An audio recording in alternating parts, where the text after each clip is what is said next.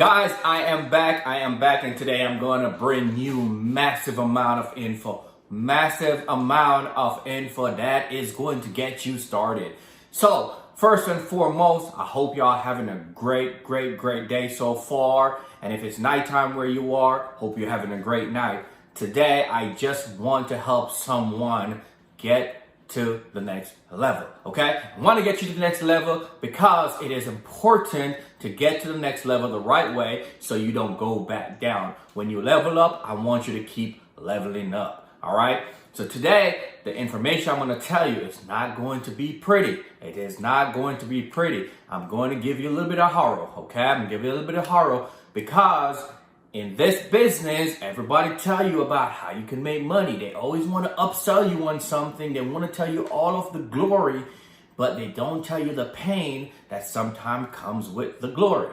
Okay? So the process of wholesaling is very simple. Again, it's just about getting someone that wants to sell a property as is for the right price and then assigning that property to a buyer who is looking to get a property at a discounted price so they could make some money on top of that, okay? So you just make your spread in between your seller and your buyer, and then your buyer make the spread if they're gonna be renting it or if they're gonna be fixing and flipping it, okay? So there's different buyers out there, but today I wanna focus on you.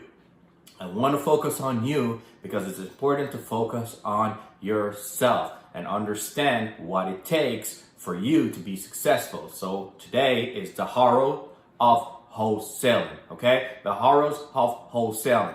So the first horror of wholesaling is that if you are new to the game, buyers will take advantage of you, okay? If you are new to the game, buyers will take advantage of you. And when I say they will take advantage of you, they will try to tell you that your price don't work. They will see your assignment, how much you're making on your contract, and they will try to knock you down because they will tell you that the price does not work.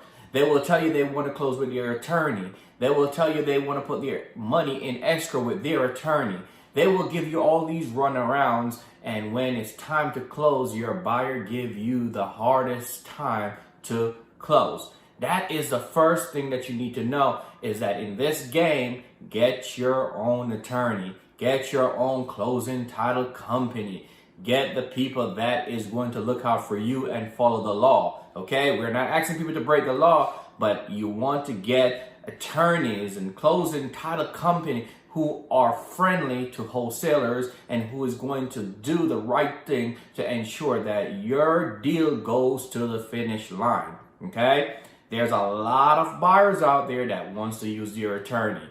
And then when they use your attorney, you can't get in touch with the attorney. You can't pick up your earnest money deposit. They push the closing back. Just doesn't go the way that you want it to go. And then you get bumped all the way to your end of your contract, and then the seller gets upset and they don't want to do an extension with you, okay? So that's the first thing that you need to know. Now, when you get a contract with a seller, ensure that you have the right wording in your contract. Make sure that you put enough time in your contract to get the deal closed, okay? And what I mean, get enough time in there to get buyers in and hopefully get those buyers to close the deal before your contract expires. That way you have time to renegotiate before the contract expires if for some reason that buyer backs out. So these are things that you need to know. If you don't do this, I can almost guarantee you that your buyers will push you to the end of your contract, and then your sellers sometimes will back out on you and you won't be able to extend, and your buyers will end up getting that contract from someone else if they don't go behind your back and get it yourselves. There's people that sneaky out there. That is just the truth, okay? The next thing is ensure that you have contingencies in your contract, okay? And what that means is when you go to your seller and you lock your contract up, make sure that you have a 14-day inspection period, and in that inspection period, you tell them that you need to have full access to the property. You need to be able to put a lockbox on the property. You need to be able to bring your partners, which are your buyers, through the property to tell them that if for some reason, based on the price point that you have it, if the contract price doesn't allow you to do what you want to do because it's as is, allow yourself to be able to back out of the current contract and renegotiate a price point that works, okay? Because if you don't, if you have earnest money deposit and you cannot back out of that, that earnest deposit will be due and you will have to pay the seller some money. Now, in this wholesaling game, what we try to do is try to go in and we try to spend a little money as possible when we are putting a property on the contract. So for example, we try to do like $100 to $500 max to the seller, and then we try to get that from the buyer if we get a buyer. But for some reason you don't get a buyer, you don't want to be obligated to be paying that to your seller. And some sellers will not go for $100 and $500, and if it's a really good property, you're gonna be tempted to put $5,000 down as earnest money deposit. Make sure that it's refundable earnest money deposit if something should pop up other than what was expected when you put them on their contract. That way you can get your money back, okay? Secondly, when you get a buyer to the table, always do non-refundable deposits. That way, when your buyer put down the money, you will more than likely force them to go ahead and close. And if they don't close, you get to walk away with a small amount of money in your pocket and you get to pay your sellers some money if you owe them an earnest money deposit. So again, it is very easy, very easy for you to get caught up, and these small things will spiral out of control. You know, you will have people putting memorandum on your contract at the deed office, and then you will lock up that, okay? You will have sellers who don't know the wholesaling process, and when you try to get buyers through it, they get upset and say they don't want to sell you their house anymore. Now you got to go through a legal process to try to get that done because you did have a legal contract with them.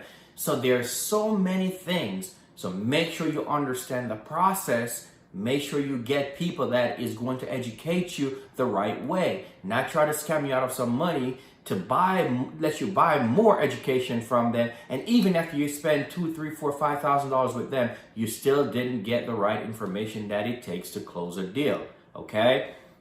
There's a lot of people out there that is selling this information. A lot of people out there that is giving away this information to you to kind of reel you in to their courses, and then you pay for their courses. And some of these people are not doing the business. And I'm gonna tell you right now, things change. Things change. The concept is the same, but things change. Strategies change. The way to get data changes. The way to approach seller changes. The way to approach buyers changes. The way how to calculate return on investment changes.